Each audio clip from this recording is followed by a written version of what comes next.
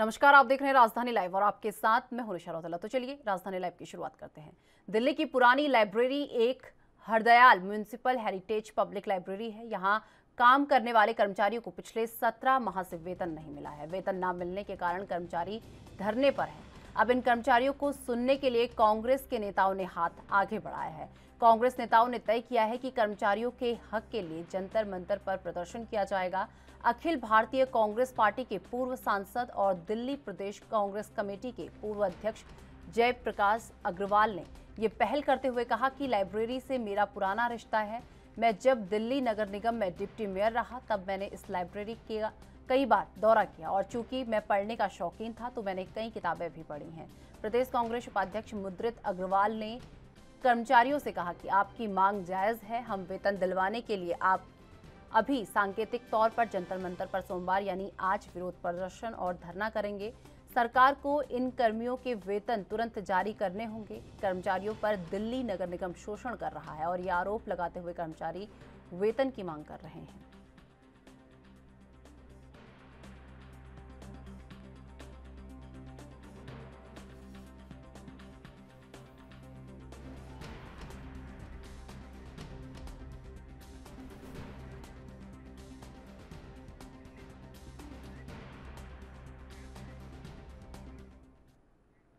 तो इस खबर पर अधिक जानकारी के लिए हमारे संवाददाता राजीव तिवारी हमारे साथ जुड़ चुके हैं। राजीव, जिस तरीके से बात की जाए, जो लाइब्रेरी कर्मचारी हैं उन्हें 17 महीने से वेतन नहीं मिला है। क्यों इन्हें वेतन नहीं मिला? क्या कारण रहे कि इन्हें वेतन नहीं मिला? क्या कुछ जानकारी अभी तक आपको मिल पाई है?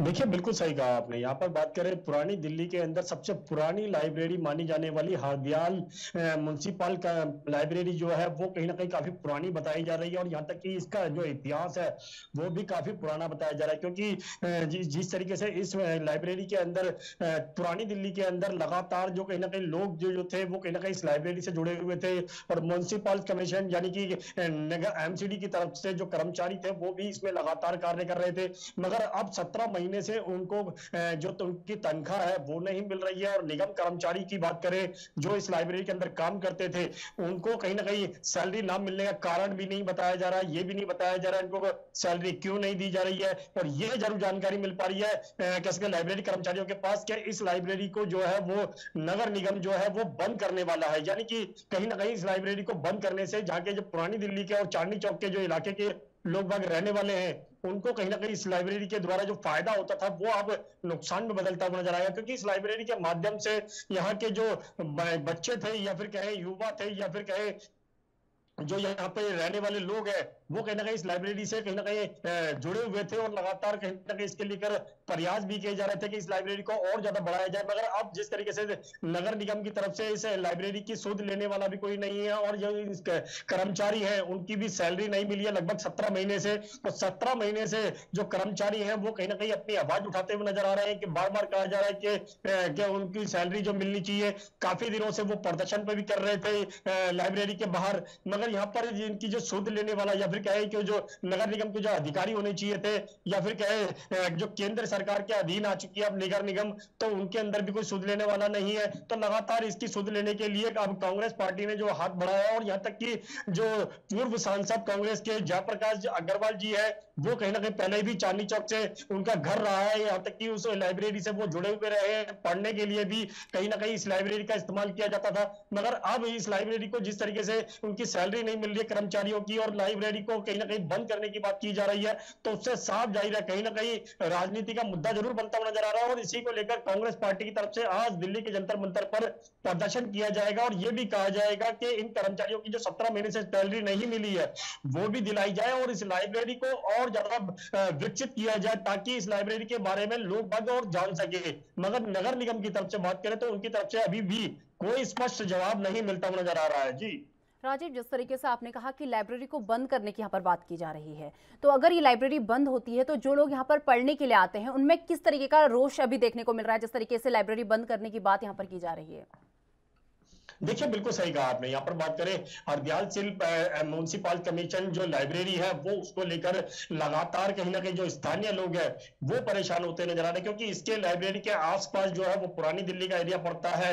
और चांदनी चौक की बात करें तो वहां पर भी कहीं ना कहीं काफी लोग जो है इस लाइब्रेरी से जुड़े हुए हैं। मगर जो जयप्रकाश की बात करें, जो पूर्व सांसद है कांग्रेस के, वो भी कहीं ना कहीं उनका भी घर यहीं पे बताया जाता है कि उनका भी घर यहीं पे है, वो पुराने समय से यहाँ पे रहते हैं। मगर वो भी कहीं ना कहीं इस लाइब्रेरी से जुड़े हुए थे। मगर अब जिस तरीके से लाइब्रेरी की जो रख रखाव है या फिर कहीं जो कर्मचारियों को सैलरी होनी चाहिए थी वो नहीं मिल रही है, जिसकी वजह से परेशानी खड़ी होती नजर आ रही है। स्थानीय लोग जो है वो कहीं ना कहीं इस लाइब्रेरी को बंद होने से कहीं ना कहीं उनकी मुश्किलें बढ़ती हुई नजर आएगी। और जो बच्चे पढ़ने वाले हैं या फिर कहीं युवा जो पढ़ते हैं और जिनको समय चाहिए होता है लाइब्रेरी के अंदर बैठ के पढ़ने के लिए, वो कहीं ना कहीं इससे कहीं ना कहीं दुखी होते हुए नजर आ रहे हैं। और लगातार कहीं ना कहीं सरकार से कहा जा रहा है कि जब सरकार इस तरीके की लाइब्रेरियों को बंद करेगी जो पुरानी अपने इतिहास के अंदर मानी जाती है, तो इस तरीके की लाइब्रेरी को बंद करना कहीं ना कहीं शिक्षा के ऊपर असर पड़ता हुआ नजर आएगा, युवाओं के ऊपर असर पड़ता हुआ नजर आएगा, और जो स्थानीय लोग जो रहने वाले यहाँ के उनके ऊपर भी असर पड़ता हुआ नजर आएगा। और इसी को लेकर कर्मचारी जो है वो बार बार गुहार लगा रहे हैं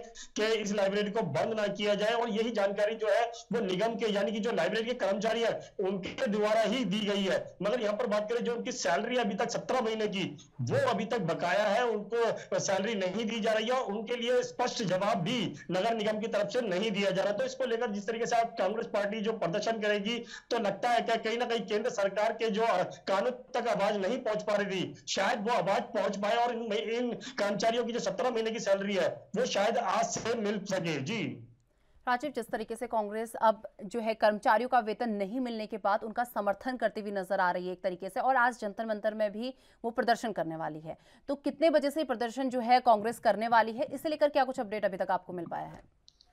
देखिए बिल्कुल सही है आपने। यहाँ पर बात करें कांग्रेस पार्टी जो है वो लगातार कहीं ना कहीं जमीनी मुद्दों से लेकर कहीं ना कहीं जुड़ती हुई नजर आ रही है, क्योंकि कांग्रेस पार्टी के पास अभी तक मुद्दे नहीं थे, और लगातार कहीं ना कहीं ईडी के मुद्दे की बात करें या फिर कहीं और मुद्दों को लेकर कहीं ना कहीं केंद्र सरकार को घेरने की कोशिश की जा रही थी। अब जिस तरीके से जो म्युनिसिपल यानी कि एमसीडी की तरफ से जो लाइब्रेरी चलती है हरदयाल सिंह, उसको लेकर भी कहीं ना कहीं अब कांग्रेस पार्टी जो है वो प्रदर्शन करेगी। और आज जिस तरीके से जंतर मंतर पर प्रदर्शन किया जाएगा उसका समय जो है वो लगभग 11 बजे की बताया जा रहा है कि 11 बजे के करीब जो है वो कांग्रेस के तमाम जो नेता है वहां पहुंचेंगे।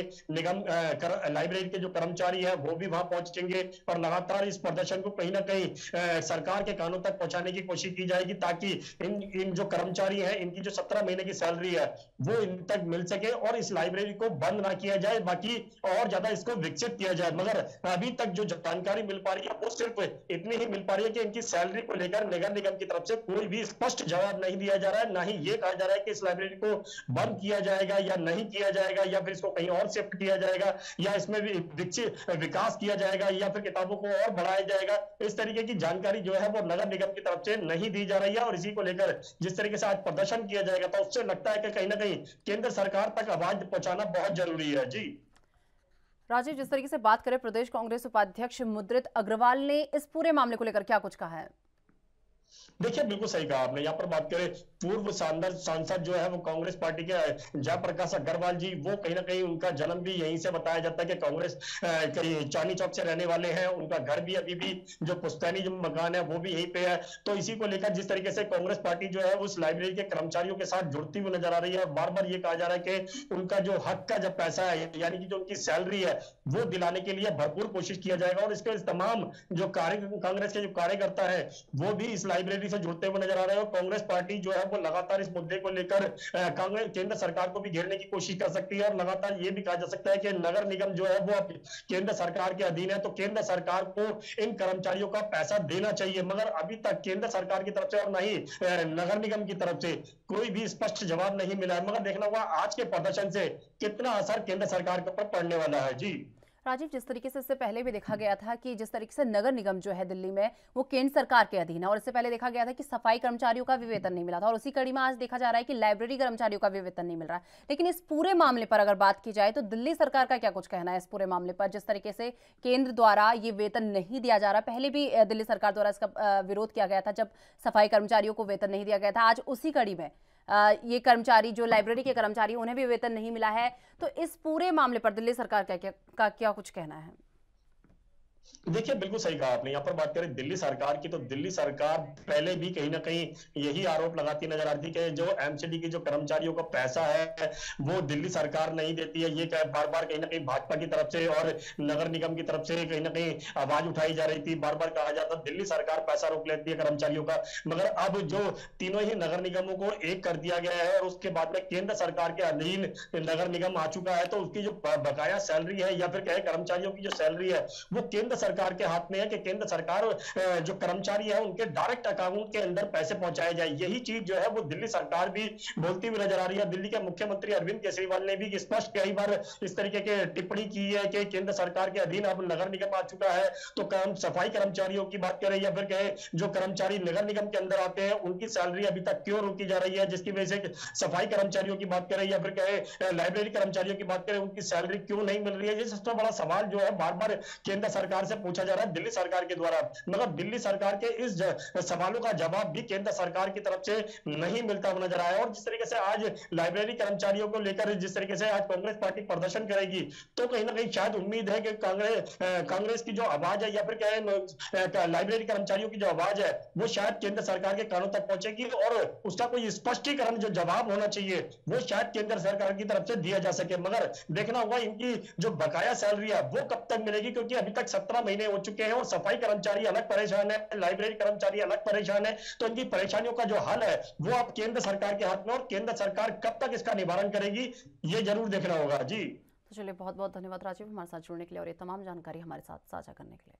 तो आपको बता दें कि पंजाब सरकार ने कैदियों के बीच नशीली दवाओं के दुरुपयोग का निदान करने के लिए पंजाब की जेलों में ड्रग स्क्रीनिंग ड्राइव शुरू की है। राज्य की जेलों को अवैध नशीले पदार्थों से मुक्त करने और कैदियों को नशा मुक्त और पुनर्वास का विकल्प प्रदान करने के लिए मुख्यमंत्री भगवंत मान के नेतृत्व वाली पंजाब सरकार ने रविवार को जेल सुधार की दिशा में अपनी तरह एक पहल कदम उठाई है। आपको बता दें कि कैदियों को नशीली दवाओं के दुरुपयोग के निदान के लिए देश में ड्रग स्क्रीनिंग ड्राइव शुरू की है और पायलट प्रोजेक्ट के तहत रूपनगर जिला जेल ने जेल में मौजूद सभी 950 कैदियों की स्क्रीनिंग सफलतापूर्वक की है। स्क्रीनिंग विशेष DGP jail Harpreet Singh Sidhu, IG jail Roop Kumar और डीआईजी जेल सुरेंद्र सिंह और अधीक्षक जेल कुलवंत सिंह की उपस्थिति में आयोजित की गई। राज्य भर में विभिन्न अन्य जेलों के कुछ अधिकारियों ने भी अपने अपने जेलों में इस अभियान को चलाने के प्रत्यक्ष अनुभव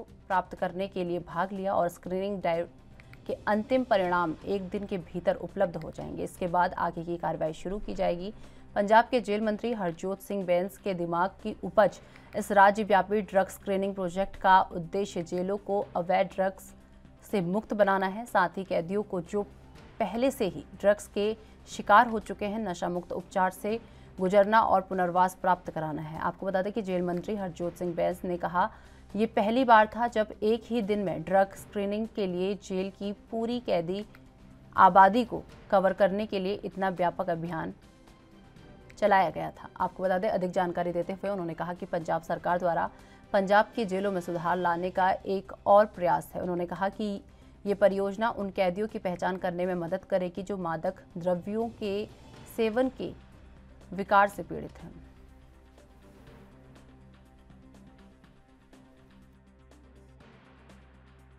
ਅੱਜ ਪੰਜਾਬ ਦੇ ਜੇਲ੍ਹ ਮਹਿਕਮੇ ਵੱਲੋਂ ਇੱਕ ਨਵੀਂ ਮੁਹਿੰਮ ਦੀ ਸ਼ੁਰੂਆਤ ਕੀਤੀ ਗਈ ਤੇ ਮੈਨੂੰ ਦੱਸਦੇ ਖੁਸ਼ੀ ਹੈ ਕਿ ਇਹ ਪੂਰੇ ਦੇਸ਼ ਦੇ ਵਿੱਚ ਪਹਿਲੀ ਵਾਰੀ ਹੋਇਆ ਕਿ ਪੰਜਾਬ ਦੀ ਰੋਪੜ ਜੇਲ੍ਹ ਦੇ ਵਿੱਚ ਜਿੰਨੇ ਕੈਦੀ ਹੈ ਸਾਡੇ ਕੋਲ ਜਿੰਨੇ ਹਵਾਲਾਤੀ ਹੈ ਸਾਰਿਆਂ ਦੀ ਸਕਰੀਨਿੰਗ ਹੋਈ ਹੈ ਜੀ ਤੇ ਸਾਰਿਆਂ ਦੀ ਸਕਰੀਨਿੰਗ ਹੋ ਕੇ ਉਹਦੇ ਟੈਸਟ ਕਰਾਏ ਗਏ ਤਾਂ ਕਿ ਪਤਾ ਲੱਗ ਸਕੇ ਕਿ ਕਿੰਨੇ ਕੈਦੀ ਉਹਨਾਂ ਚੋਂ ਨਸ਼ਾ ਕਰਦੇ ਆ ਤੇ ਉਹ ਕਿਹੜਾ ਨਸ਼ਾ ਕਰ ਰਿਹਾ। ਫਿਰ ਉਸ ਦੇ ਆંકੜੇ ਅਸੀਂ ਮਿਲਾਵਾਂਗੇ ਕਿ ਸਾਡੇ ਕੋਲ ਜਿਹੜੇ ਰਜਿਸਟਰਡ ਡਰੱਗ ਯੂਜ਼ਰਸ ਹੈ ਜਿਹੜੇ ਸਾਡੇ ਤੋਂ ਦਵਾਈਆਂ ਲੈ ਰਹੇ ਇਲਾਜ ਕਰਵਾ ਰਹੇ ਜੇ ਤਾਂ ਉਹਨਾਂ ਆંકੜਾ ਫਿਰ ਠੀਕ ਹੈ।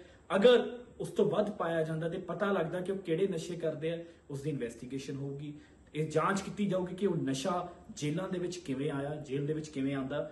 ਅਗਰ ਕੋਈ ਵੀ ਦੋਸ਼ੀ ਪਾਇਆ ਗਿਆ ਉਸ ਦੇ ਉੱਤੇ ਕਾਰਵਾਈ ਹੋਊਗੀ ਤੇ ਜਿਹੜੇ ਉਹ ਕੈਦੀ ਨਸ਼ਾ ਲੈ ਰਹੇ ਆ ਉਹਨਾਂ ਨੂੰ ਡੀ ਐਡਿਕਸ਼ਨ ਉਹਨਾਂ ਦਾ ਇਲਾਜ ਕਰਾਇਆ ਜਾਊਗਾ। ਕਾਉਂਸਲਿੰਗ ਸਾਈਕੈਟ੍ਰਿਸਟ ਸਾਈਕੋਲੋਜਿਸਟ ਇਹ ਇੱਕ ਨਵਾਂ ਉਪਰਾਲਾ ਹੈ ਤੇ ਪੂਰੇ ਪੰਜਾਬ ਦੀਆਂ ਸਾਰੀਆਂ ਜੇਲ੍ਹਾਂ ਦੇ ਵਿੱਚ ਅਸੀਂ ਇਹ ਲਾਗੂ ਕਰਾਂਗੇ ਤਾਂ ਜੋ ਪੰਜਾਬ ਦੀਆਂ ਜੇਲ੍ਹਾਂ ਨਸ਼ਾ ਮੁਕਤ ਹੋ ਸਕਣ ਕਿਉਂਕਿ ਸਾਡੀਆਂ ਜੇਲ੍ਹਾਂ 'ਚ ਇਸ ਵਕਤ 40% ਜਿਹੜੇ ਸਾਡੇ ਕੋਲ ਬੰਦੀ ਹੈ ਉਹ ਨਸ਼ੇ ਦੇ ਲੱਤ ਵਿੱਚ ਫਸੇ ਹੋਏ ਨੇ। ਇਸ ਕਰਕੇ ਬਹੁਤ ਹੀ ਵੱਡਾ ਉਪਰਾਲਾ ਹੈ। ਆਉਣ ਵਾਲੇ 1-2 ਦਿਨਾਂ 'ਚ ਅਸੀਂ ਦਾ ਰਿਜ਼ਲਟ ਵੀ ਬਾਹਰ ਕਰ ਦਾਂਗੇ ਤੇ ਰੋਪੜ ਤੋਂ ਬਾਅਦ ਇਹ ਪੰਜਾਬ ਦੀਆਂ ਬਾਕੀ ਸਾਰੀਆਂ ਜੇਲ੍ਹਾਂ 'ਚ ਤੇ ਦੱਸਦੇ ਖੁਸ਼ੀ ਹੋ ਰਹੀ ਕਿ ਪੰਜਾਬ ਇੱਕ ਪਹਿਲਾ ਸੂਬਾ ਬਣੂਗਾ ਜਿਹਦੇ 'ਚ ਇਹ ਕੀਤਾ ਗਿਆ।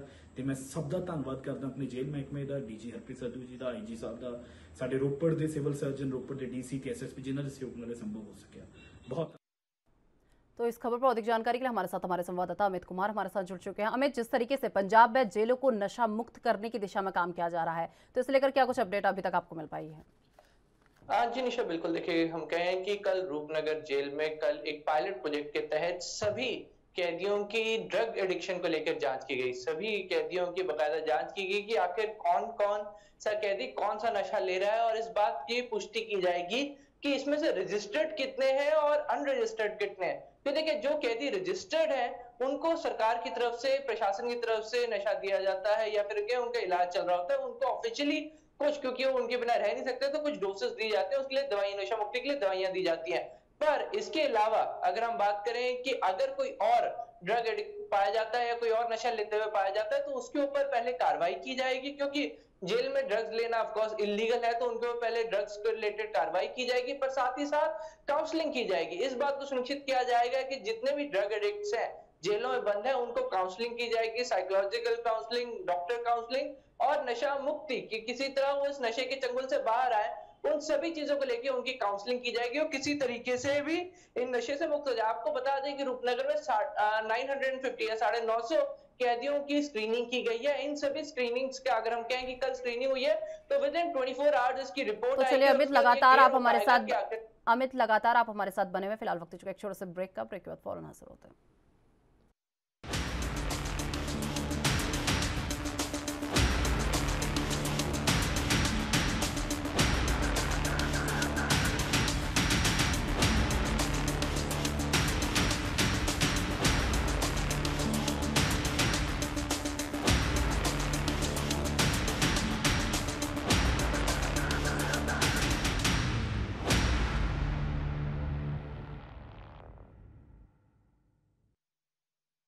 के बाद फिर से आपका स्वागत है। लगातार हमारे संवाददाता अमित कुमार हमारे साथ बने हुए हैं। अमित, इस पूरे मामले पर जेल मंत्री हरजोत सिंह बैंस का क्या कुछ कहना है?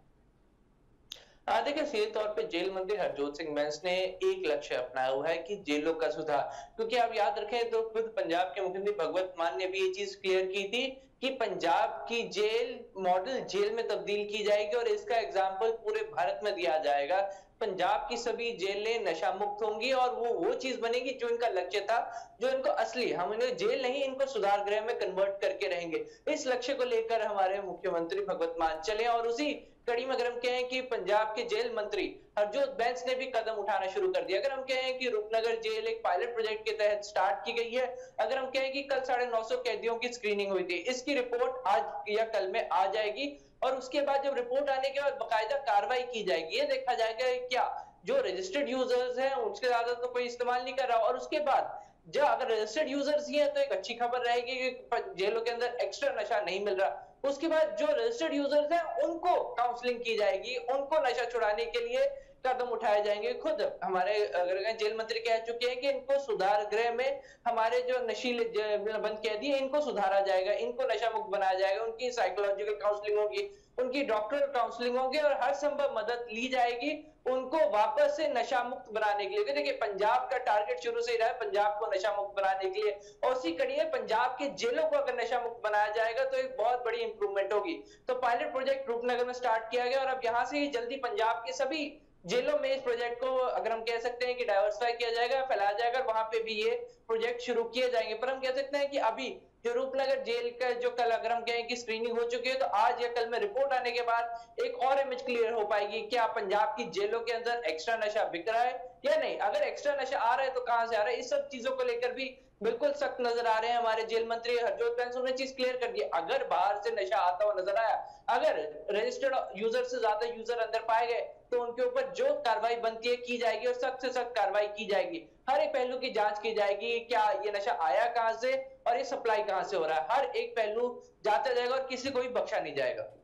हमें जिस तरीके से बात की जाए, जेल में इतनी टाइट सिक्योरिटी होने के बाद यहाँ पर नशा पहुंचता है, कैदी नशा ले रहे हैं, तो इससे तो सीधे तौर पर एक तरीके से पुलिस प्रशासन पर सवाल उठता हुआ नजर आता है कि इतनी टाइट सिक्योरिटी के बाद भी कैदी जो है नशा लेते हुए नजर आ रहे हैं, और उसके बाद ये अभियान चलाने की यहाँ पर नौबत तक आ गई है।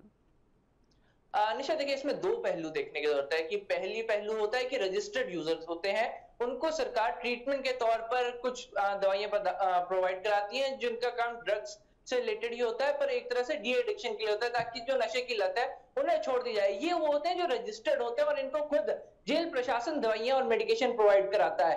पर इसी कड़ी में अगर हम कहें कि इस पहलू का या इस बहाने का इस्तेमाल करके कोई और जो रजिस्टर्ड नहीं है अगर वो नशा लेता हुआ पाया जाता है तो उसके ऊपर कार्रवाई की जाएगी और इस चीज को सुनिश्चित किया जाएगा कि आखिर ये नशा जेल में आया कैसे। तो जहां पे आपने बात की कि बिल्कुल जेल की सिक्योरिटी बहुत ज्यादा होती है और जेल में अगर कहीं से नशा आ रहा है तो कहीं ना कहीं जेल प्रशासन के अंदर कहीं ना कहीं खामी होती है और उसके ऊपर बनती कार्रवाई की जाएगी। तो इसी के लिए अगर हम कहें कि ये जो मुहिम चलाई गई है तो जेल में अगर हम कहें अनऑफिशियली और बिल्कुल अचानक से जो ड्राइव चलाएगी, इससे उन सभी लोगों को पता चल जाएगा जो अनरजिस्टर्ड है और फिर भी जेल के अंदर नशा ले रहे हैं। तो सवाल तब खड़े हो जाएंगे, तो प्रशासन अगर हम कहें सरकार खुद जेल प्रशासन के ऊपर सवाल खड़ा कर पाएगी कि आखिर ये नशा इनके पास कहां से आया, जो ना रजिस्टर्ड है ना इनके पास, फिर इनके पास नशा कहां से आया, ये एक बड़ा सवाल हो जाता है। पर अगर संख्या वही रही जो रजिस्टर्ड है, जो लोग नशा ऑफिशियली अगर हम कहें जिनको अगर हम कहें कि जेल प्रशासन तरफ से दिया जाता है एज अ मेडिकेशन, अगर उसे उन्हीं तक सीमित है तो हम कह सकते हैं कि कार्रवाई अच्छी की गई है। और इससे ये चीज क्लियर भी हो जाती है कि जो बार बार पंजाब की जेलों में नशा मिलने की बात बार बार आ रही थी वो भी चीज क्लियर हो जाएगी कि सिर्फ और सिर्फ जिनको दवाई के तौर पे दिया जा रहा है उनको दी जा रही है और किसी के पास नशा नहीं है। ये एक सेकंड मैसेज भेजता हुआ नजर आएगा। अगर कोई दोषी मिलता है तो कार्रवाई होगी, अगर कोई दोषी नहीं मिलता तो एक अच्छा मैसेज आएगा। तो ये दोनों पहलुओं को देखते हुए शायद ये ड्राइव ज्यादा अच्छा मैसेज दे पाएगी। जी तो चलिए, बहुत बहुत धन्यवाद अमित हमारे साथ जुड़ने के लिए और ये तमाम जानकारी हमारे साथ साझा करने के लिए। तो आपको बता दें कि गोवा में विधानसभा चुनाव गंवाने के बाद से ही कांग्रेस के अंदर अंदरूनी लड़ाई का दौर जारी है। इस बीच खबर आ रही है कि अब पार्टी के 6 से 10 विधायक बीजेपी का दामन थाम सकते हैं। ऐसी स्थिति में गोवा में कांग्रेस की हालत और ज्यादा कमजोर हो जाएगी। वर्तमान में कांग्रेस के गोवा विधानसभा में 11 विधायक हैं। अगर 10 विधायक पार्टी का साथ छोड़ देते हैं, उस स्थिति में कांग्रेस के पास सिर्फ 1 विधायक रह जाएगा। खबर है कि पूर्व मुख्यमंत्री दिग्बर कामत और माइकल लोबो ने भी बागी तेवर दिखाए हैं और उनके समर्थन में कई कांग्रेस विधायक हैं। ये अलग बात है कि अभी तक दोनों ही नेता इन खबरों को सिर्फ अटकलें बता रहे हैं। इस बारे में माइकल लोबो ने कहा कि ये सब अफवाह है, ऐसा कुछ नहीं है, अभी सत्र शुरू होने वाला है तो कोई ना कोई अफवाह तो फैलेगी ही।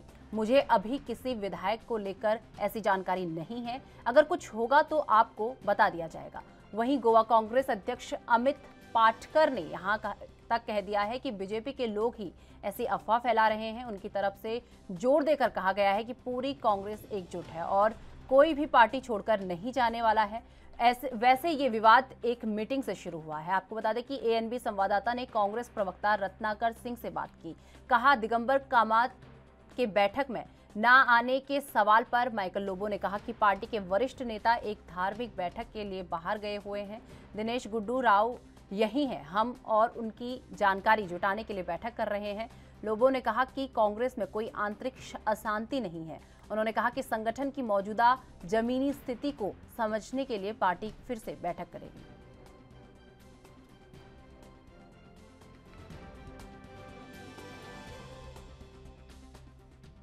गोवा में जो कांग्रेस की विधायक भारतीय जनता पार्टी में शामिल होने की जो खबर आ रही है वो वहाँ के गोवा के कांग्रेस प्रदेश के अध्यक्ष और गोवा के प्रभारी ने भी इस बात का खंडन किया है कि वहाँ पे इस प्रकार की कोई घटना नहीं होने जा रही है।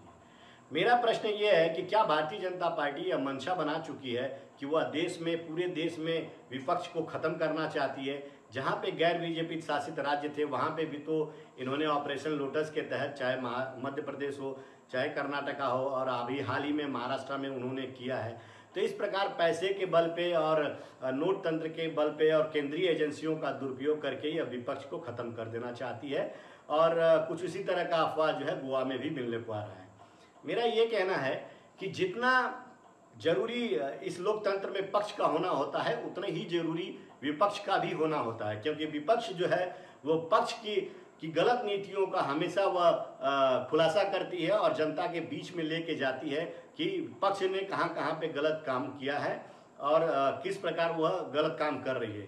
तो ये विपक्ष की आवाज़ को दबाने के लिए इस प्रकार का पूरे देश में हथकंडा अपनाना चाह रहे हैं कि गैर बीजेपी शासित राज्यों को वह वहाँ पे ऑपरेशन लोटस के तहत वहाँ पे भारतीय जनता पार्टी का शासन लाना चाह रहे हैं। और जहाँ पे भी विधायक, जहाँ पे भारतीय जनता पार्टी का राज्य है, वहाँ पे विधायकों को खरीद फरोख्त करके वो अपने तरफ मिला करके विपक्ष को कमजोर करना चाहती है। यह लोकतंत्र के लिए ठीक नहीं है। राजनीति में जनता का हमेशा जनादेश का सम्मान करना चाहिए और जो भी जनता ने जनादेश दिया है उसको एज इट इज रहने देना चाहिए। और भारतीय जनता पार्टी को यही चाहिए कि वह जनता के जनादेश का हमेशा सम्मान करे और कभी भी अगर उसको लगे कि उस सरकार बदलनी है तो वह चुनाव के माध्यम से सरकार बदले, न कि ऑपरेशन लोटस के तहत। और तो इस खबर पर अधिक जानकारी के लिए हमारे साथ हमारे संवाददाता सत्यप्रकाश सोनी हमारे साथ जुड़ चुके हैं। सत्यप्रकाश, जिस तरीके से महाराष्ट्र के बाद अब गोवा में भी सियासी संकट खड़ा हो चुका है, कल रात गोवा में कांग्रेस विधायकों की बैठक हुई है, तो इस बैठक में क्या कुछ अहम रहा है सत्यप्रकाश? बिल्कुल निशा जी, देखिए कल रात कांग्रेस विधायकों की गोवा में बैठक जरूर हुई है, लेकिन कांग्रेस प्रवक्ता को शायद यह जानकारी नहीं है कि कांग्रेस के आला कमान ने गोवा के पूर्व मुख्यमंत्री दिगंबर कामत और माइकल लोबो को पार्टी से निकाल दिया गया है, उन्हें पद से इस्तीफा ले लिया गया है। इस तरह की बातें जो है अब सामने आने लगी है, यानी कि बगावत की गूंज जो है महाराष्ट्र के बाद अब गोवा में दिखने लगी है। और लगातार ये कहा जा रहा है गोवा में कांग्रेस के जो विधायक है वह अब बीजेपी के संपर्क में है, जिसमें जानकारी यह मिली है कि 5 से 6 विधायक का संपर्क अब कांग्रेस के आला अधिकारियों के साथ नहीं हो रहा है। लिहाजा आज कांग्रेस के कई बड़े अधिकारी गोवा जाने वाले हैं और एक बड़ी सभा की जाएगी, जिसमें यह देखा जाएगा कि जो लोग इस तरह की ओछी राजनीति कर रहे हैं, जो लोग बीजेपी के संपर्क में रहकर कांग्रेस के साथ बगावत कर रहे हैं, उनके ऊपर क्या एक्शन लिया जाए। फिलहाल कांग्रेस के आला कमान ने एक्शन लिया है और 2 विधायकों को उनके पद से हटा दिया है। सत्यप्रकाश, जिस तरीके से ये बात भी सामने आ रही कि जो कांग्रेस विधायक हैं 10 विधायक जो है अभी बीजेपी का दामन थाम सकते हैं, तो कब तक ये जो विधायक हैं बीजेपी का दामन थाम सकते हैं, इसे लेकर क्या कुछ अपडेट अभी तक आपको मिल पा रही है? देखिए, जिस तरह से कांग्रेस के गोवा प्रवक्ता रत्नाकर सिंह कह रहे थे कि Bharatiya Janata party operation lotus के तहत बीजेपी को खत्म करना चाहती है, इसी ऑपरेशन के तहत लगातार जहां भी पूरे देश में विपक्ष है या गैर बीजेपी सरकार है, वहां बीजेपी पूरी तरह से सक्रिय होकर उनके विधायकों को तोड़ने और उनके विधायकों को खरीद फरोख्त करने में ज्यादा रुचि रखती है। लिहाजा गोवा में भी इस तरह की स्थिति बीजेपी पैदा कर रही है, क्योंकि कांग्रेस के 5 विधायक बीजेपी के संपर्क में है, जबकि कांग्रेस के संपर्क में नहीं है। इस वजह से 2 विधायकों को निलंबित कर दिया गया है, जिसमें दिगंबर कामत जो गोवा के पूर्व मुख्यमंत्री है और दूसरे जो है माइकल लोबो जो प्रतिपक्ष नेता है, उनको भी पद से हटा दिया गया है। ये मतलब ये संकेत साफ है कि बीजेपी के संपर्क में गोवा के कुछ कांग्रेस विधायक हैं, लेकिन कब तक पूरी तरह से ये बीजेपी में विलय होंगे इस बात की जानकारी नहीं है।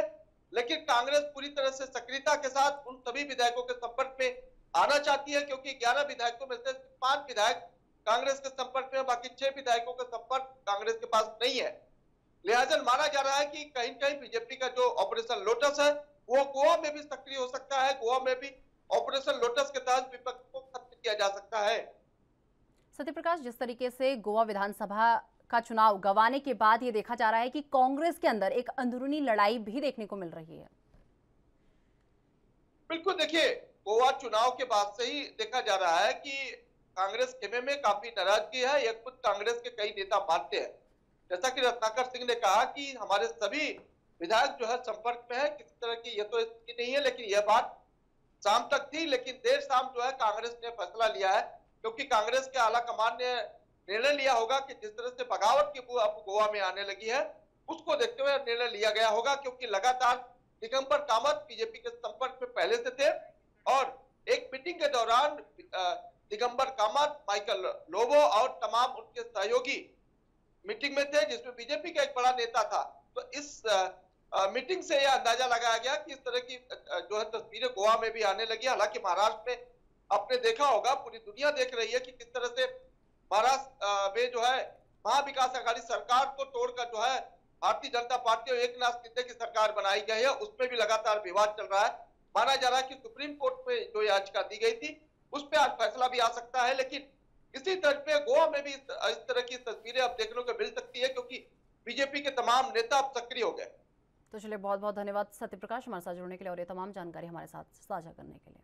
तो आपको बता दें कि सेब की पैकेजिंग सामग्री की कीमतों में बढ़ोतरी ने बागवानों को सड़क पर लाकर खड़ा कर दिया है। आपको बता दें कि कॉटन की आसमान छू रही कीमतों के विरोध में आज यानी सोमवार को शिमला जिला के सेब बहुल क्षेत्र ठियोग और रोहड़ू में बागवान विशाल प्रदर्शन करने जा रहे हैं। अन्य स्थानों पर भी संयुक्त किसान मंच, किसान सभा, सेब उत्पादक संघ प्रदर्शन की तैयारी कर रहा है।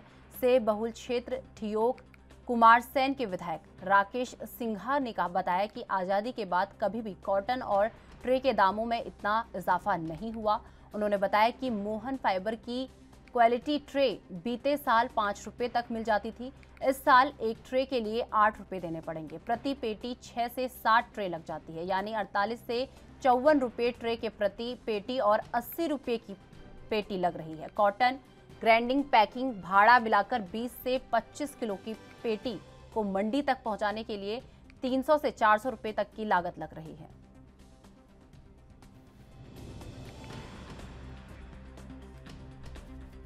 तो आपको बता दें कि हिमाचल में जो है सेब की पैकेजिंग के लिए जो कॉटन यूज़ होता है उसके जो दाम है वो आसमान छू रहे हैं, जिसकी वजह से बागवानों में कहीं ना कहीं रोष प्रदर्शन देखने को मिल रहा है। आपको बता दें कि सेब की पैकेजिंग सामग्री की कीमतों में बढ़ोतरी ने बागवानों को सड़कों पर उतरने के लिए मजबूर कर दिया है। कॉटन की आसमान छू रही कीमतों के विरोध में आज यानी सोमवार को शिमला जिला के सेब बहुल क्षेत्र ठियोग और रोहड़ू में बागवान विशाल प्रदर्शन करने जा रहे हैं। अन्य स्थानों पर भी संयुक्त किसान मंच, किसान सभा, सेब उत्पादक संघ प्रदर्शन की तैयारी कर रहा है। सेब बहुल क्षेत्र ठियोग कुमारसेन के विधायक राकेश सिंघा ने बताया कि आज़ादी के बाद कभी भी कॉटन और ट्रे के दामों में इतना इजाफा नहीं हुआ। उन्होंने बताया कि मोहन फाइबर की क्वालिटी ट्रे बीते साल 5 रुपये तक मिल जाती थी, लेकिन इस साल एक ट्रे के लिए 8 रुपये देने पड़ेंगे। प्रति पेटी 6 से 7 ट्रे लग जाती हैं, यानी 48 से 54 रुपये ट्रे के प्रति पेटी और 80 रुपये की पेटी लग रही है। कॉटन ग्राइंडिंग पैकिंग भाड़ा मिलाकर 20 से 25 किलो की पेटी को मंडी तक पहुंचाने में 300 से 400 रुपये तक की लागत लग रही है। तो आपको बता दें कि सेब की पैकेजिंग के लिए जो सामान यूज़ होता है, जिस तरीके से कॉटन और ट्रे, इनका जो दाम है वो आसमान छू रहा है।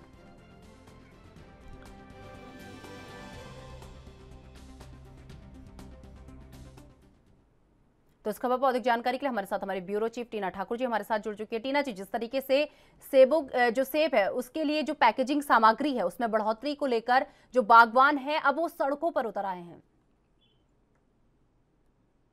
जी, यहाँ पे देखिए जो कॉटन की जो दाम है उसमें बेतहाशा वृद्धि हुई है। पिछले दिनों हमने खबर भेजी भी थी और शायद हमारे दर्शकों ने देखा भी था कि किस तरह बागवान मजबूर है कि जो सेब की पेटियों के दाम इतने बढ़ चुके हैं कि वो अपना जो सेब है वो शराब की पेटियों में पैक करके बाजार तक लाए थे, मार्केट तक लाए थे। और मार्केट में जो आड़ती हैं वो परेशान थे कि अब जो ये पेटियां हैं शराब की, ऐसे में हम सेब कैसे बेचें। तो बागवान काफी परेशान है। बागवान का कहना है कि सेब के दाम पहली बार आजादी के बाद इतना है कि इतने बढ़ गए हैं और जो एक पेटी का जो लागत आ रही है वो इतनी ज्यादा है कि उसके मुकाबले अगर बाजार में उसकी कम कीमत मिलती है तो इससे अच्छा है कि वो सेब वो बाजार तक पहुंचाए ही ना, घर में वैसे ही वेस्ट कर दें।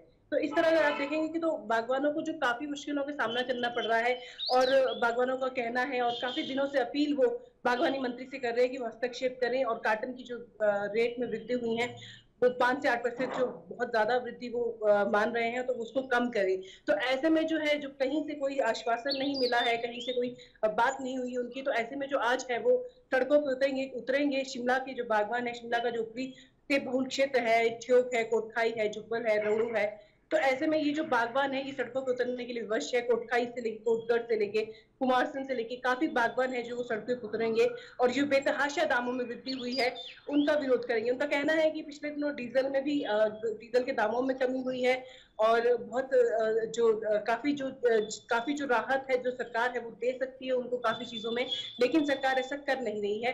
तो ऐसे में जो है बागवान काफी हताश है और इसी जो वो आज सड़कों पे भी उतरेंगे और जो सरकार है उन तक वो अपनी समस्या पहुंचाएंगे। जी, जिस तरीके से टीना जी देखा गया है बेतहाशा वृद्धि हो रही है दामों में, तो इसे लेकर बागवानों की जेब में सीधा सीधा कितना असर पड़ता हुआ नजर आ रहा है? कि देखिए, जैसे आपको पहले बताया कि कार्टन की जो कीमत है उसमें बेतहाशा वृद्धि हुई है। जो पिछले साल 450 से 500 रुपए में 100 ट्रे का जो एक बंडल मिलता था, वो आज की डेट में 800 रुपए प्रति बंडल मिल रहा है। मतलब आप मान सकते हैं कि 250 रुपए प्रति एक बंडल में ही बागवान को चपत लगी। तो आप इसका ओवरऑल अगर देखेंगे तो वो बहुत ज्यादा पड़ रहा है। सेपरेटर हमारे यहाँ पे लगता है, क्योंकि एक पेटी में जो है वो 6 से 7 तक की ट्रे लगती है। और जो सेपरेटर को जो सबसे जो खराब सेब होता है उसमें लगता है सेपरेटर की तह लगती है। और सेपरेटर भी इस बार जो प्रति बंडल है वो 35 रुपए तक बढ़ गया है। तो इस तरह आप देखेंगे कि बागवानों को बहुत ज्यादा इसमें नुकसान उठाना पड़ रहा है। और बागवानों का खुद का कहना है कि क्यों आज तक, जब हम इतना 5,000 करोड़ की हमारी आर्थिकी है, क्यों सरकार आज तक एक कार्टन की जो फैक्ट्री है वो खुद अपनी स्थापित नहीं कर पाएगी। जो एक प्लॉटी थी यहाँ पे हिमाचल में वो भी बेच दी गई, वो वहां पे भी कुछ और खोल दिया गया।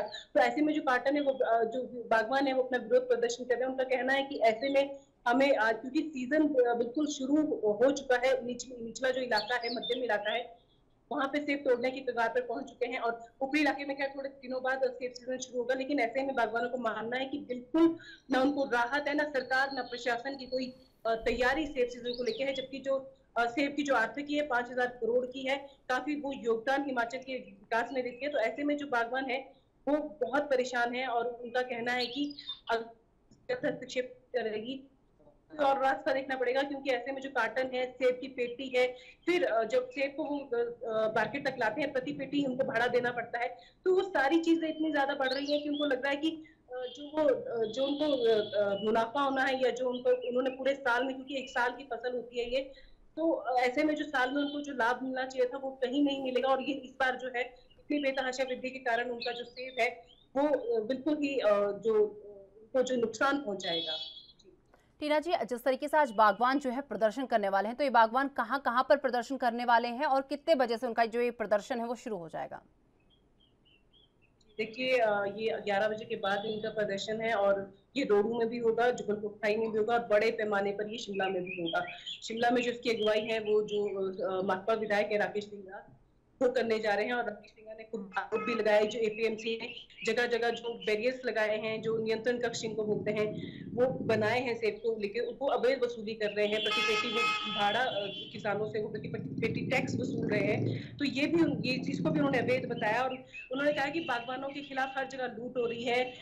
जब वो मार्केट में अपना सेब लेके पहुंचते हैं वहां भी आड़ती कई तरह के टैक्स वो काटते हैं। तो ऐसे में जो बागवान है वो कहाँ जाए और क्या करे, क्योंकि एक पेटी पे वो इतना ज्यादा टैक्स भर रहा है कि आने वाले दिनों में बागवानों को ये लग सकता है कि वो बागवानी छोड़ दें। जिस तरह से आपने देखा कि बंदरों या किसी और कारण से हिमाचल में किसानी को बहुत प्रभावित हुई है, किसान लोगों ने खेती बाड़ी काफी हद तक छोड़ दी है।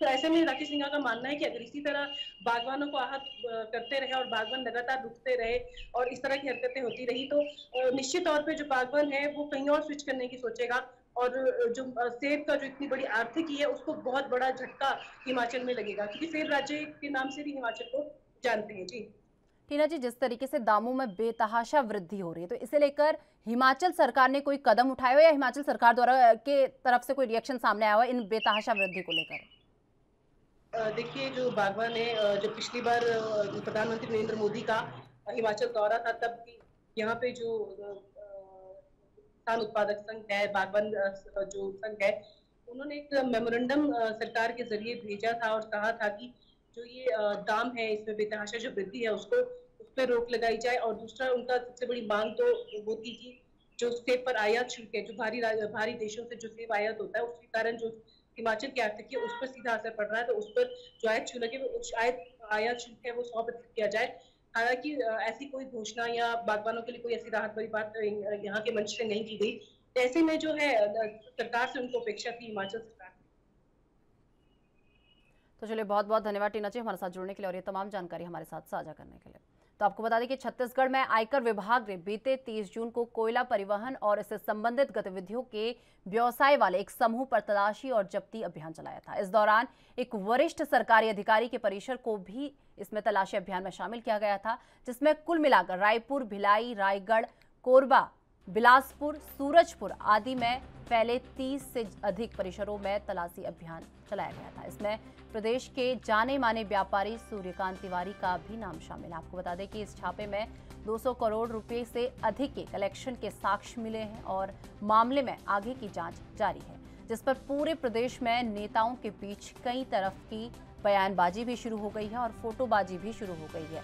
आपको बता दें कि दोनों ही पार्टी सूर्यकांत तिवारी को एक दूसरे के ज्यादा नजदीकी बताते हुए नजर आ रहे हैं। जहां एक और बीजेपी में सूर्यकांत की कांग्रेस नेताओं के साथ फोटो पोस्ट की है, तो वहीं दूसरी ओर कांग्रेस ने भी सूर्यकांत तिवारी की कुछ फोटो सोशल मीडिया पर पोस्ट की है, जिसमें तिवारी प्रदेश के नेता सहित बीजेपी के कई केंद्रीय स्तर के नेताओं के साथ दिखाई दे रहे हैं। अब वहीं सूर्यकांत सामने आकर अपनी बात भी रख रहे हैं।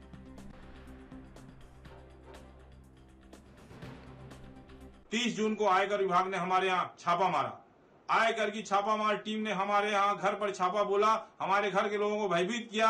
आयकर की टीम को अधिकार नहीं होता कि वो सर्च एवं सर्वे की कार्रवाई के दौरान किसी से मारपीट करे, लेकिन मुझे आयकर टीम द्वारा मारपीट की गई। 3 दिन तक मुझे सोने नहीं दिया गया, मुझे बहुत प्रकार से मेंटली और फिजिकली टॉर्चर किया गया। आयकर टीम के अफसरों ने मुझ पर दबाव बनाया कि मैं किसी प्रकार से अपने व्यवसाय में मुख्यमंत्री सचिवालय की उप सचिव श्रीमती सौम्या चौरसिया का नाम जोड़ दूं, बयान दे दूं उनके खिलाफ। परंतु जब मेरे किसी भी व्यवसाय से उप सचिव सौम्या चौरसिया जी का कोई संबंध ही नहीं, तो मैं ऐसा झूठा बयान कैसे देता। श्रीमती सौम्या चौरसिया से मेरे पारिवारिक संबंध है, उनके घर के सभी लोग मुझे जानते पहचानते हैं, उनसे मेरी बीच बीच में टेलीफोनिक बात भी होती है। मैं जब कभी जनता के काम करवाने के लिए मुख्यमंत्री कार्यालय जाता हूं, तो कई बार मेरी उनसे भेंट और मुलाकात होती है। श्रीमती सौम्या चौरसिया अकेली अधिकारी नहीं है जिनसे मेरे अच्छे संबंध है, प्रदेश के भाजपा शासन के और वर्तमान शासन के अन्य अधिकारियों से भी मेरे संबंध हैं। श्रीमती सौम्या चौरसिया मेरे घरेलू संबंध, सामाजिक संपर्क है। मेरे व्यवसाय से उनका दूर दूर तक कोई संबंध नहीं है, परंतु आयकर विभाग वाले किसी भी तरह से मुझे साम दाम दंड भेद से यही कहलवाना चाहते थे। इसलिए उन्होंने मुझे प्रदेश में सत्ता परिवर्तन करके मुख्यमंत्री बनने तक का प्रस्ताव दिया। मुझे आयकर की टीम के अफसरों ने यह भी अकेले में कहा कि प्रदेश के 40 से 45 विधायकों से मेरे बहुत अच्छे संबंध हैं, उनकी एक सूची बना लूं, बाकी विपक्ष के विधायकों के सहयोग से प्रदेश में सत्ता पलट हो जाएगी और आपको मतलब मुझे छत्तीसगढ़ जाकर एक नाथ शिंदे बना देंगे। इसके लिए मुझे अपने व्यवसाय से श्रीमती सौम्या चौरसिया का नाम जोड़कर बयान देने कहा गया, जिससे मैंने साफ इनकार कर दिया, जिसके कारण हमें आयकर वालों ने इतना टॉर्चर किया। तो इस खबर पर अधिक जानकारी के लिए हमारे साथ हमारे ब्यूरो चीफ स्वाति कौशिक जी हमारे साथ जुड़ चुके हैं। स्वाति जी, जिस तरीके से ईडी की कार्रवाई जो है अब छत्तीसगढ़ पहुंच चुकी है और छत्तीसगढ़ में एक जाने माने व्यापारी सूर्यकांत तिवारी के घर छापा मारा गया, के ठिकानों पर छापा मारा गया है, तो इसे लेकर क्या कुछ जानकारी अभी तक आपको मिल पा रही है? देखिए निशा, ये जो पूरा जो घटनाक्रम था ये 30 जून का था। बीते 30 जून को प्रदेश के लगभग 30 जगहों पर ये छापामार की कार्रवाई की गई थी और ये कार्रवाई भी लगभग 3 दिनों तक चली थी, जिसमें रायगढ़ क्षेत्र के, कोरबा क्षेत्र के जो कोल माइंस इलाके हैं वहां पर छापामारी की कार्रवाई की गई थी, जिसमें सूर्यकांत महासमुंद निवासी हैं, उनके यहाँ पे भी छापामार की कार्रवाई की गई थी। अब इसमें निशा, देखने वाली बात उस समय जो निकल कर आई थी कि कुछ नकदी बरामद हुआ था, कुछ गोल्ड मिला था, उसके अलावा कुछ दस्तावेज मिले थे, जिसके आधार पर इस पे कार्रवाई अब आईटी की टीम द्वारा, आयकर विभाग की टीम द्वारा किया जा रहा है।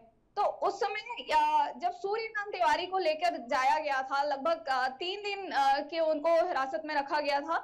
उसके बाद आज लगभग 10 दिन बाद, 30 जून से आज लगभग 10 दिन बाद जो सूर्यकांत तिवारी है वो मीडिया के सामने आए हैं और उन्होंने अपनी बात को स्पष्ट किया है। उनके अब्सेंस में भी जब वो मीडिया के सामने नहीं आए थे, तब भी लगातार पक्ष विपक्ष में इस बात की राजनीति चल रही थी कि सूर्यकांत तिवारी जो प्रदेश के व्यापारी हैं वो किस तरह लोगों से नजदीकी हैं। बीजेपी वाले कुछ फोटोज के साथ ये बता रहे थे कि वो कांग्रेस की नजदीकी है, तो वही कांग्रेस वाले फोटोज के साथ ये बता रहे थे कि इनका बीजेपी के साथ ज्यादा अच्छा कनेक्शन है। निशा, स्वाति, जिस तरीके से ये कहा जा रहा है कि ईडी की छापेमारी के बाद सूर्यकांत तिवारी का जो है नाम सामने आ रहा है, तो एक बार इनका पूरा बैकग्राउंड क्या है? सूर्यकांत तिवारी कौन है, क्या कुछ बैकग्राउंड है, एक बार विस्तृत जानकारी।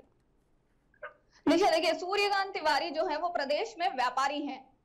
इनके कई तरह के व्यापार हैं प्रदेश में, किसी एक में ही नहीं, कई तरह के हैं। तो इनका और कनेक्शन इनका जहां तक अभी हम समझ पा रहे हैं और जहां तक फोटोबाजी प्रदेश में चल रही है, उनका किसी एक दल से रिश्ता नहीं है। उनका जितना कांग्रेस में है उतना ही बीजेपी में है। और शायद कह लें तो उससे पहले जब अजीत जोगी जी कांग्रेस में थे तब भी उनका कांग्रेस में बहुत अच्छी पकड़ थी, और जब तक जोगी जी रहे प्रदेश में, प्रदेश के पूर्व मुख्यमंत्री रहे, तब तक उनका जोगी कांग्रेस के साथ भी बहुत अच्छा उठना बैठना रहा है। और सिर्फ प्रादेशिक स्तर पर नहीं, जिस हिसाब से फोटो आ रही है और जिस हिसाब से चर्चाएं चल रही है, उनका प्रदेश स्तर पर नहीं, राष्ट्रीय स्तर पर भी अमूमन बड़े नेताओं के साथ उठना बैठना और पॉलिटिकल कनेक्शन हमेशा से रहा है। निशा, स्वाति जी, जिस तरीके से बात की जाए ईडी की छापेमार कार्रवाई के बाद मामले की जांच में अभी तक क्या कुछ निकलकर सामने आया है?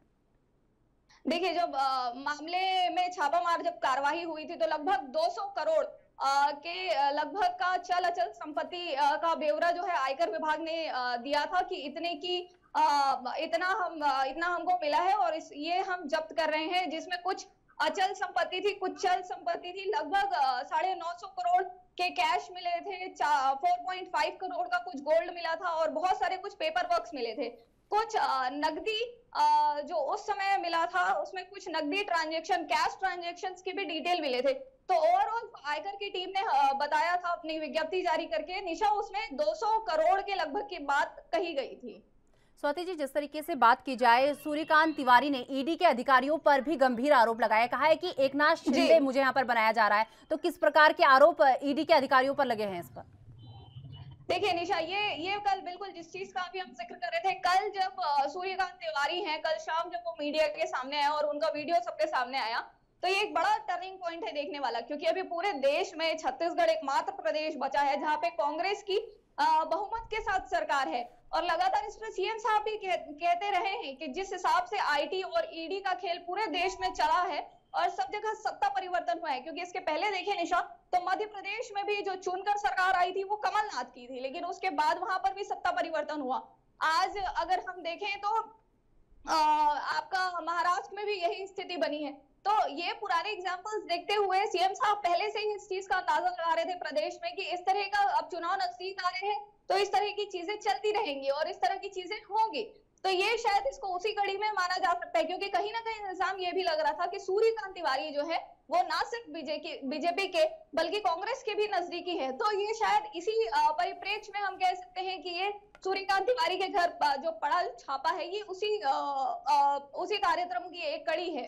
निशा, स्वाति जी, जिस तरीके से बात की जाए, छत्तीसगढ़ में विधानसभा चुनाव आने वाले हैं, लेकिन उससे पहले ठीक पहले ईडी की कार्रवाई हो जाना, इसे क्या कुछ इससे समझा जा सकता है कि एकदम से विधानसभा चुनाव से पहले ही ईडी की छापेमारी हो जाना, ये क्या समझा जा सकता है इस सब चीजों से? देखिए निशा, अभी छत्तीसगढ़ में जो चुनाव है उसको 2023 में चुनाव होना है। लगभग अगर हम अपना आचार संहिता के समय को हटा दे तो लगभग 500 से 450 दिन बचे हैं और अभी सीएम साहब का भेंट मुलाकात कार्यक्रम भी चल रहा है। तो लगातार पक्ष जो है यहाँ का कांग्रेस शीर्ष नेतृत्व जो है वो प्रदेश का, ये तो केंद्र पर इल्जाम लगाता ही रहा है कि किस ढंग से राहुल गांधी जी को समन भेजा गया, किस ढंग से, क्योंकि ये पहली बार का छापा नहीं था, इसके पहले भी प्रदेश में इस तरह के छापे पड़ चुके हैं। आईटी का, ईडी का, सबका छापा यहाँ पे एक बार पड़ चुका है। ये दूसरा है, बड़े स्तर पर जो छापामारी हुई है उसमें ये दूसरा है अभी कोरोना काल के बाद। तो ये गंभीरता को बिल्कुल दर्शाता है और कांग्रेस का लगातार इल्जाम है इस पे कि केंद्र सरकार जो है वो किसी भी स्थिति में प्रदेश में कांग्रेस की सरकार नहीं चाह रही है।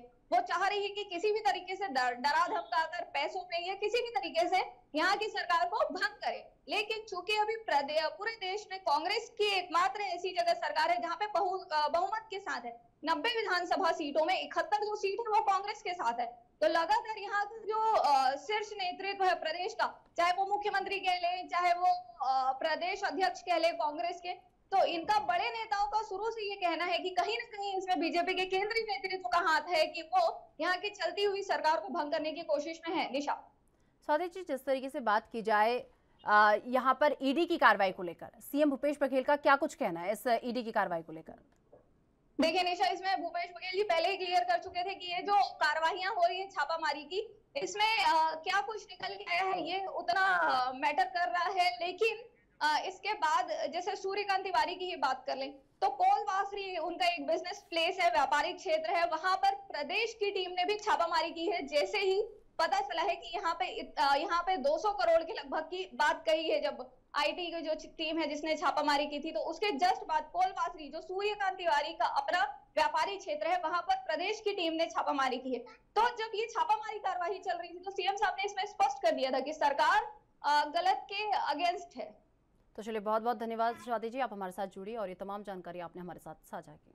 तो आपको बता दें कि राष्ट्रीय जनतांत्रिक गठबंधन की राष्ट्रपति पद के उम्मीदवार द्रौपदी मुर्मू के उत्तराखंड दौरे के दौरान सोमवार को भाजपा के सभी सांसद और विधायकों का मौजूद रहना अनिवार्य होगा। वो 11 जुलाई यानी आज उत्तराखंड दौरे पर रहेंगी।